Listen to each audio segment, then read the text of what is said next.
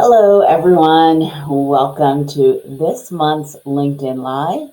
You will notice that we are a week early. Typically, I do these the last Wednesday of the month, but next Wednesday will be the day before Thanksgiving, and I will be traveling to see my son. So I thought we would sneak this one in. Had a great question to answer. I do love to get your questions. Most of my LinkedIn Lives are inspired by conversations with you and the great questions that you ask. And so always feel free to shoot me a question. And if I think it'll be of interest to all of you, I will include it in a LinkedIn Live. So this is being recorded, and you will be able to see the recording on my LinkedIn profile. Also, Think Beyond IP has a YouTube channel, and it will be there as well. So if you can't get enough, you can come back and watch it again.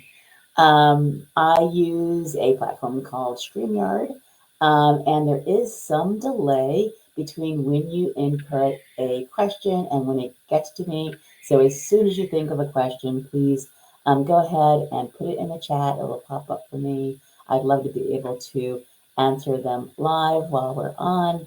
But in the event I don't get your question before the stream is over, I will make sure to answer them in the comments because they also show up in the LinkedIn comments. So with that, I'll talk to you for about 15 to 20 minutes or so. If you have any questions, we'll answer all of them. And I think that's about it. So the question for that inspired this one is a client who was wondering if the fact that he has copyright notices on all of his materials kind of would supersede any language in the client agreement that says that the client owns all of the deliverables. And so, very important question. I know people think that copyright notices are silver bullets. So I wanted to make sure we addressed this question. Uh, and as a preface, you know, if you've followed me for a little while, you will notice that I always talk about copyrights and contracts. And the reason is because I want to help you as a B2B expert build scalable revenue. And in order to do that, you have to have some assets that you can sell other than your time. And the way we create and protect those assets are with copyrights and contracts. So the two work together. And that also is the answer to this month's question. So I'm going to talk about an example of someone who has a workshop that they deliver to their corporate clients, and they are signing the client's agreements regarding the engagement. One thing I will put this note in here just so that as a reminder to me to remind you that strangers stealing your stuff is typically the least of your problems. Everyone wants to ask about that, but the bigger danger is not understanding your contracts. So let's jump off from there. So what is a copyright notice? So I have an example here, the C in a circle, the year of publication, and who the owner is. I own my materials through my LLC, so I have my business name there. If I own them as an individual, it'll just be my name. And so the copyright notice, it just tells the world, and I don't know how small this is for you. I also have it on the bottom of all my slides. I have it on my website. I was just thinking whether or not I have it on my newsletter. I'm pretty sure I don't, but I might. But it is basically tells the world, I am claiming ownership of this work. And it lets them know who is claiming ownership and when it was published. And there was a time when copyright notices were very important. I'm sure you can't read this. Prior to 1989, you needed to have a copyright notice on your work before it was published. If you publish the work without the copyright notice, it could be considered in the public domain. I think people still have this in their brains, but that is not the case anymore. Since 1981, copyright protection becomes automatic as soon as you create it in its original form, its original tangible form that is eligible for copyright protection. It doesn't magically become eligible just because you put the notice on there. So if it meets all the standards, requirements for copyright protection, that happens automatically with or without the copyright notice. However, the copyright notice is a good to have. It is a best practice because it puts the world on notice that there is someone out there who is claiming copyright protection, considering the fact that we get most of our access to materials by on the internet. It's just a really good thing to have. However, what it isn't is that it is not a grant of rights. So if, for instance, I took these slides and I handed them to you and you put your copyright notice on them, that would not grant ownership of this work to you. The grant of rights can only happen either, per law or per contract. Copyright notice does not change ownership of a work. It does not provide a sort of legal protection. Again, copyright protection is just granted automatically by law. The copyright notice does not change it, and the absence of a copyright notice doesn't change that either. And it's not a reservation of rights, which is really what the most of today's live will be about. You'll probably have seen a copyright notice and it's followed by all rights reserved. I think it's almost always on movies and things like that at the end of movies. And that's nice, except if there is a contract to the contrary, then does not serve as a reservation of rights. So to answer the original question, if you have a copyright notice, does that serve as a reservation of rights, despite what the client agreement says? The answer to that is no. The client agreement is always going to trump your copyright notice. And we're not getting into kind of copyright law too much today. I'm going to do a little bit, but we're really talking about what happens when you enter a client agreement. You have your own materials, you claim copyright ownership of them, you have your copyright notice on them, and then what does the client agreement say that can interfere with your rights in that material? So first, just a little background on the intellectual property provision that you'll find in a client agreement. It will be, there'll be a paragraph in there that says intellectual property, deliverables, work product, ownership. One of those headings, find it. And you need to understand what it's saying. There'll be a couple of concepts in there that I'm going to overview, and then we're going to go through a typical provision section by section so that you understand it quickly. I use the term creator to mean the human being that actually creates a work, which is different than the copyright law terms of author and owner. The human being can be both the author and the owner, but they might not be. An instance where the human creator is not the author or the owner is a work for hire. And so under a work for hire scenario, the human is creating something as an employee, and in that case, their employer is the author and the owner, or the human is under contract to create something as a work for hire. Then the client is the author and the owner. And so those are circumstances where they can be different.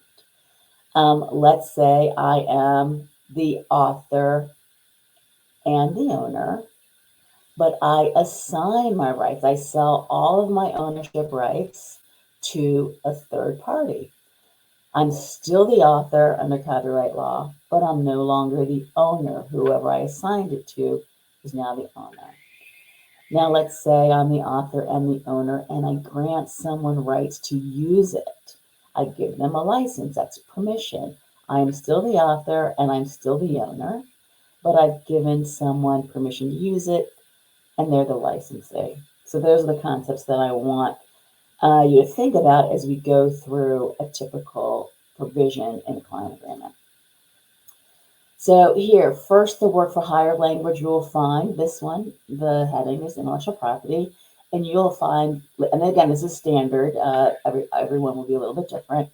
All copyrighted material created by a contractor is work for hire owned by the client. So here's the example where the contractor, who is the human creator, is not the author and is not the owner. The client is both the author and the owner.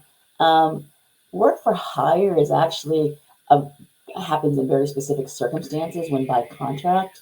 So there will always be this extra protection when the client wants to own it. It will have this assignment language in here that, if it's not eligible for work for hire, because again, those are very specific enumerated circumstances, the contractor then just assigns everything to the client. So the contractor is the author, but the client is the owner, and they own 100% of the copyrights in that deliverable. Now, when we come to a client, and usually the reason the client engages us is because we have something that they want access to, not just our time, hopefully, but that we have some materials that are valuable, that we created, that are original to us, that we have copyright protection, and we want to retain copyright ownership of. And so we want to make sure that we have this carve out that any of my pre-existing materials I will retain ownership of. Great, we've retained ownership. I haven't transferred that. But of course, the client will then want to have a license to use it. And so you will have language where you license to the client the rights to use the materials. Let's take our workshop example. Let's say maybe you are delivering the workshop live, but then they'll also be able to upload it on their intranet so that, maybe it's an employee training. And so the employees can access it after the live training. And so the client needs permission to do that. We grant them a license to use it. And we see here that we have this fairly broad license. And so I will actually just read this, that contractor grants to client a limited, worldwide, perpetual, irrevocable, royalty-free, fully paid up, transferable right and license to use, execute, reproduce, sublicense, display, perform, distribute, maintain, create derivative works, make modifications and improvements to the contractor materials, in this case, the workshop. So if you're familiar with what the bucket of copyrights that we get when we own a copyright, they're all right here, all of them. So we have granted to the client the rights to do all the things that we can do with that workshop, they can do. They can create derivatives and modifications. They can resell it. They can make copies and distribute it. They can sublicense it. They can do all the things that we can do as a copyright owner. And so this goes back to the worrying less about strangers stealing your stuff and worrying more about understanding what your contracts say, because that can do more. You can do more damage not understanding what the intellectual property provision in your client agreement says than you can from a stranger. Typically, I mean, that's just a greater danger. And so we have to make sure we really understand, we read and understand these provisions.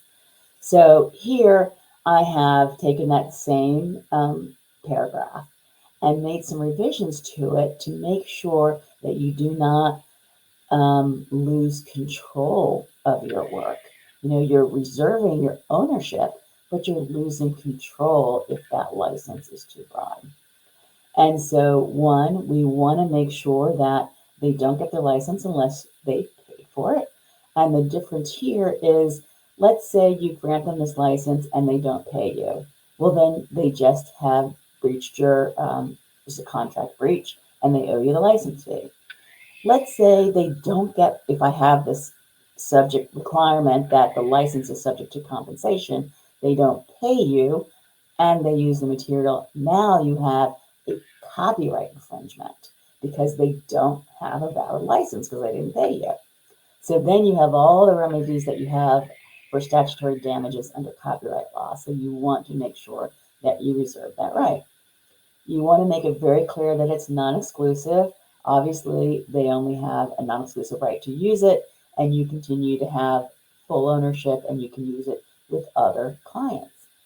Non-transferable, non-sublicensable. It is for internal use only. Only this client who has paid you for the license to use your workshop, to have your workshop delivered, and then have the license to put it on their intranet. That's the only way that they can use it. They can't use it, resell it, or distribute it to others. And then you don't want them to be able to create derivative works. If they have the right to create derivative works, then they can take it, make modifications, and they can own the new parts that they built on top of your workshop. So these, ignoring that intellectual property provision can seriously impact your rights in your materials. So with that, make sure, use your copyright notices. I use them. You should use them. Doesn't cost a thing. Very simple. Put the world on notice when you have your workshop, your training materials, things you're delivering that you're retaining ownership in, even though you're delivering them to the client for their use. They have a license to use it. Make sure you keep your copyright notice on there so that, let's say you're working with, their talent development people this year and they understand that's where those materials came from. Maybe in a couple of years, there'll have been some turnover and they won't know where that training material came from. And it's in their intranet and they think they own it. So make sure you have your copyright notice on there. It's important just to put people on notice. And then make sure that you aren't thinking about copyrights, your materials in isolation from your contracts. The two go hand in hand. The new needle and thread actually asked ChatGPT, give me a pairing that, where one is really kind of incomplete without the other. Like the two together is much stronger than each individually. And needle and thread was the one I chose. Could have probably been a better one, but I like it. But in any case, I think it's a good example of the way we need to think about copyrights and contracts. Do not think about them in isolation. If there's ever another party involved, a contractor, your own contractor, when you're the client, when you are the contractor with your clients, when you are getting something from a third party, always think about what the contract says, or the lack of, which is even worse, because that will determine ownership. And so I want to make sure you're very aware of those things. So I hope that was helpful to you.